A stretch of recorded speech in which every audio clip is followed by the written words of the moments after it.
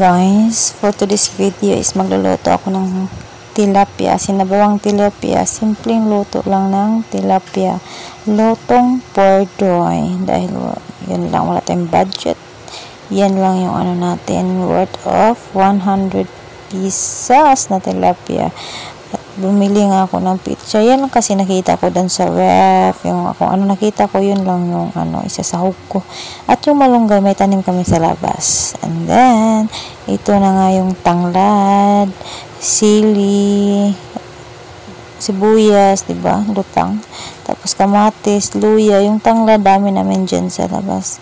At ayun na nga, pinakulo ko lang yung ano. Ang ginamit ko dyan ay yung rice cooker namin na pinakamalaking rice cooker, Charmos. Ang mga tao sa bahay ay mahilig sa sabaw.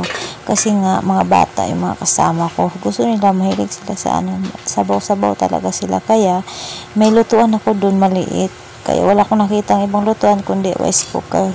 Hindi porket rice cooker siya, rice lang yung pwedeng lutuan dyan. Siyempre, lutuan din natin yan kahit ano, namang silbi dyan ng lutuan na yan. At wala akong malaking lutuan nga. At isa pa, di ko yan ginagamit, tsaka ko yan ginagamit yung rice cooker na yan kapag may handaan, dahil nga, yun nga, malaki. At ayun na nga, kumulo na nga siya, nilagay ko na yung ano kanina, tawag nun, tilapia, timplahan ko lang siya ng asin, tapos lagyan ko siya ng patis, at yun na nga guys, malapit na siyang maluto. Mabilis lang kasi yung ganitong sabaw-sabaw na lutuin, ganito lang ako magluto, mabilisan, wala nang etc. At nilalagay ko na nga yung ano yun, ang tawag din sa inyo, pichay bagyo, kasi dapat pala pichay, inutusan ko bumili pichay.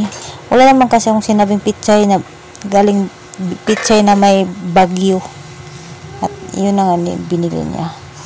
Tapos lagyan ko siya ng malunggay. Malunggay talaga yun kasi favorite ng mga bata. Gusto nila malunggay. Wala malunggay. Wala malunggay ma. At ayun na nga guys, yung malunggay namin nakalbo na sa labas, kakakuha ng malunggay. Wala na rin ako nakita sa palengke na malunggay. At nagpapasalamat ako na marami akong malunggay sa labas. Pero kalbo na siya. At ayun na nga guys, tapos na. Thank you for watching guys. Bye bye.